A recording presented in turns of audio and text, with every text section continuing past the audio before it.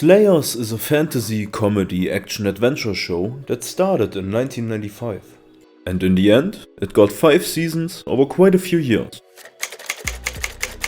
It's about the sorceress Lina Inverse, who goes around adventuring and eventually causing trouble. You see, the entire story starts when she raids a bandit camp so she can steal all their money. That by itself goes well.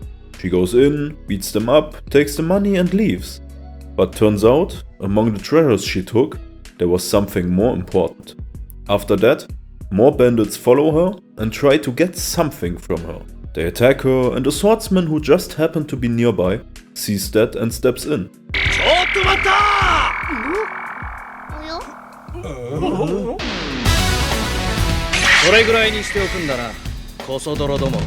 That is Gauri, sorry for the pronunciation, the second main character, who thought that a little girl who got lost was being attacked by bandits, so he steps in to defend her. 簡単のため息ってやつね。なんだ、子供か。どげん。こういう場面なんだから、もうちょっといい女だと思ったんだが、どんぐり目のペチャパイのチビのガキじゃないか。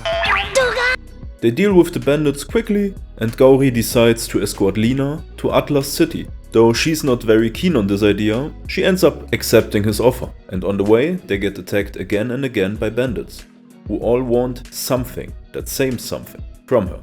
So clearly, they're working on some orders.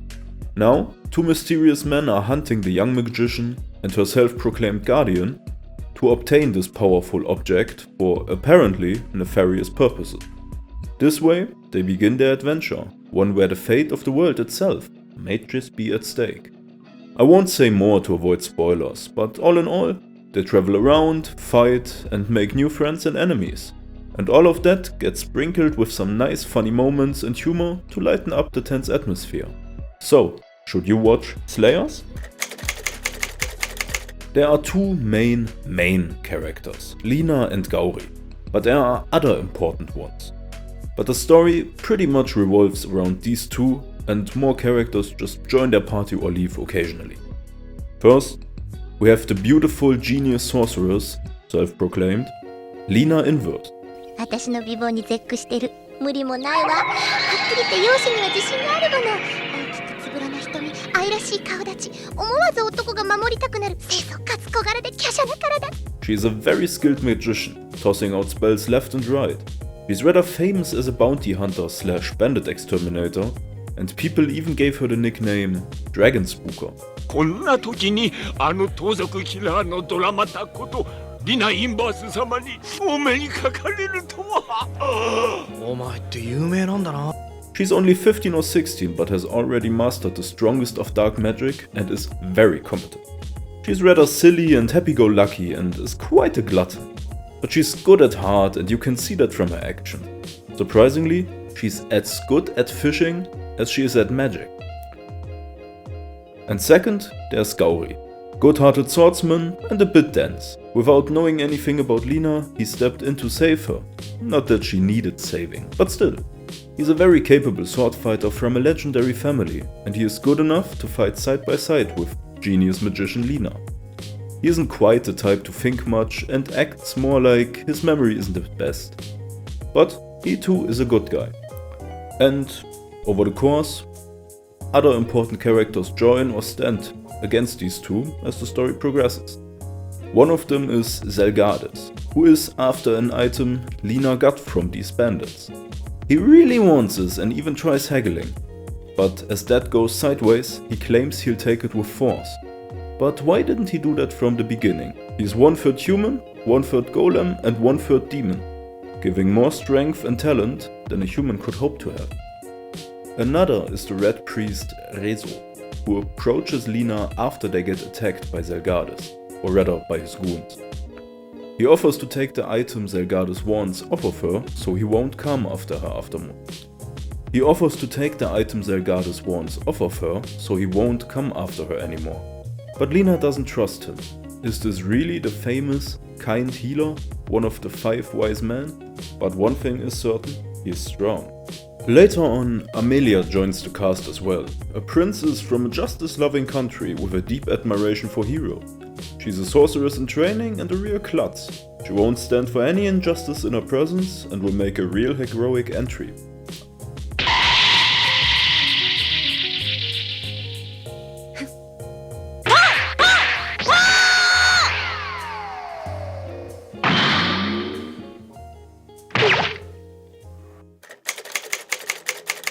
As you have already seen, this show has quite a different style from modern ones. As I already said, it started in 1995, so it has a rougher and maybe more cartoony style than a show today would have. Additionally, it's also in 4:3 aspect ratio, which only confirms that it is indeed old. Now, old and different does not mean bad or worse, it simply is a different style. Though Slayer also uses quite a few budget-saving shots, you can't really blame them for that though. But despite being 30 years old, they got great voice actors and the audio quality is also good. But one thing I just couldn't unhear from when I heard it, at the beginning of the very first episode, when I heard the sound effects, all I could think about was the early shows of Dragon Ball.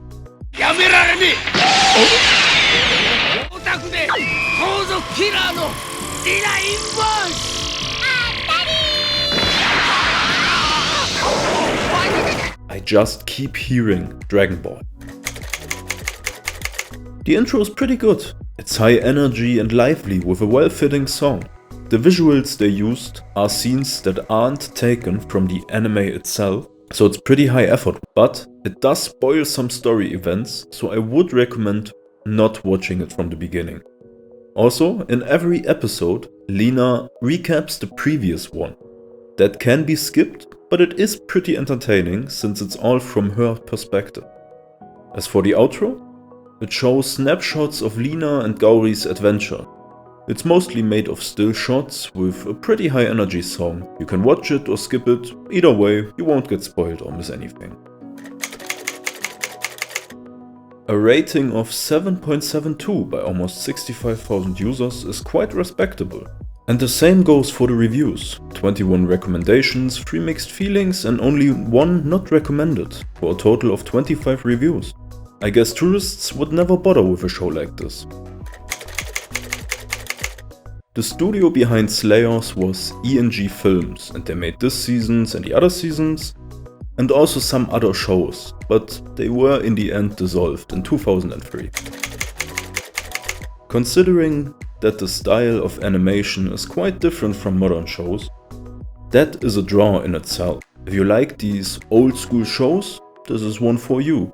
And if you like adventures and lighthearted comedy, it might also be worth taking a look. I'll be honest, the first arc of the show kind of didn't grab me. It was fine, but it was more of a neutral review than a positive or a negative one. But after the first arc, so 10 or so episodes in, I started liking it quite a lot. So in the end, I will say yes, you should watch Slayers. And considering that the style between old school shows like this one and modern shows is quite extremely different, I'll make an extra recommendation list for those. And so, Slayers takes number 1 on the list of old school recommendations. If you like lightheartedness, Konosuba is an easy choice. Plenty of comedy, silly and memorable characters, the feeling of adventure. One of my favorite shows, and I totally recommend it. And for another 90s fantasy, check Ruined Soldier. Louis, a brash mage, leads his party through treasure hunts and battles, blending magic and mishaps. Like Slayers, it's chaotic, funny and full of RPG charm. Or at least, that's what I was told. I tried cutting away the extra intro today. If you've come this far, tell me if you like this change or not. And don't forget to subscribe if you haven't yet. That is really motivating to me. I'll see you in the next one.